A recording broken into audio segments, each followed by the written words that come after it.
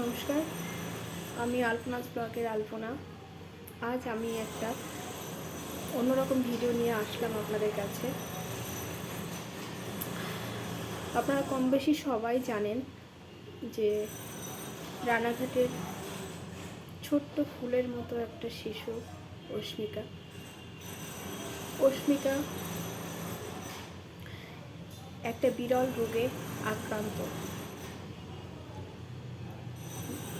আমাদের ভারতবর্ষ তথা পশ্চিমবাংলার আনাচে কানাচে প্রায় অনেকেই জানেন এই সংবাদটি। অস্মিকা দাস এবং বনগাঁয়ে আছে রিদিকা।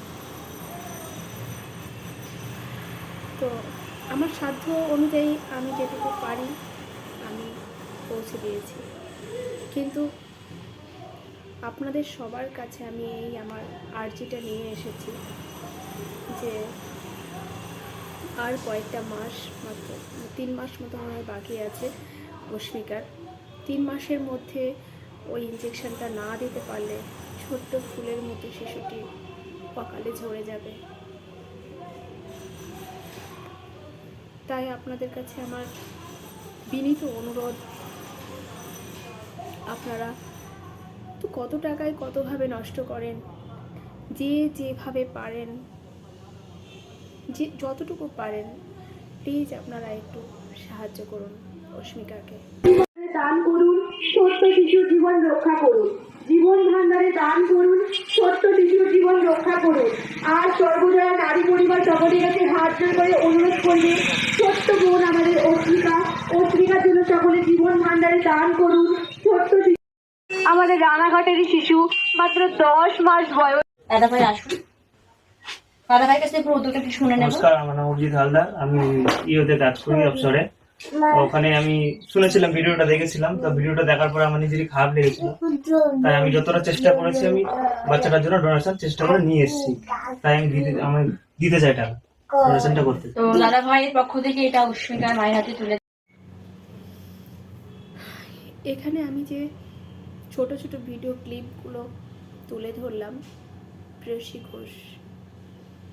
ঘোষ ব্লগসের প্রেয়সী, রিমু আশ্রম, এই ছোট্ট ছোট ভাই বোনেরা কি অক্লান্ত পরিশ্রম করছে রাত দিন।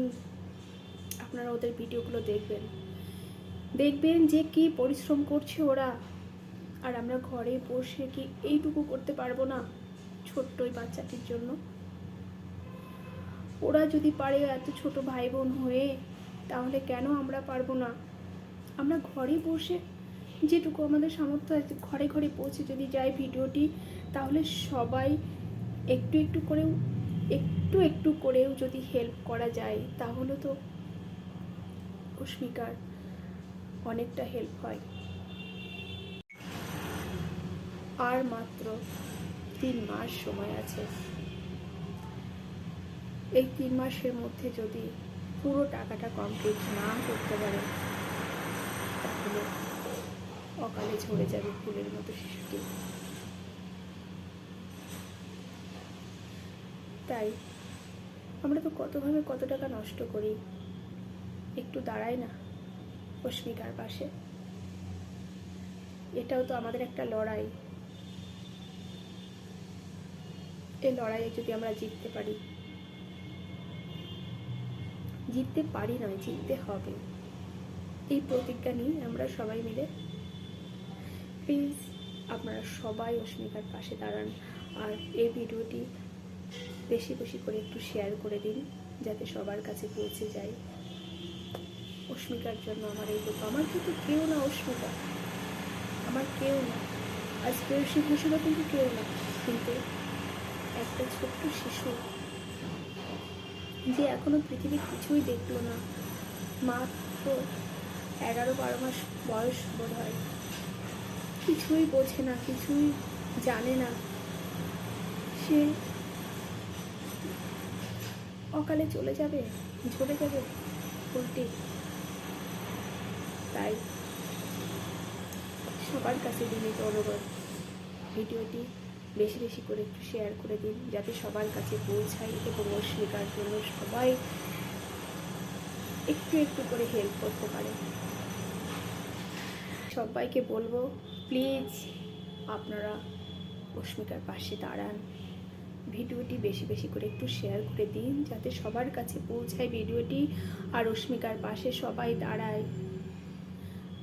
আপনারা যদি সবাই অস্মিকার পাশে দাঁড়ান, অস্মিকার এই কঠিন লড়াই অস্মিকা জিততে পারবে।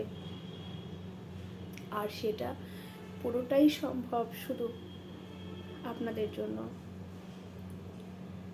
পুরোটাই সম্ভব আপনাদের জন্য।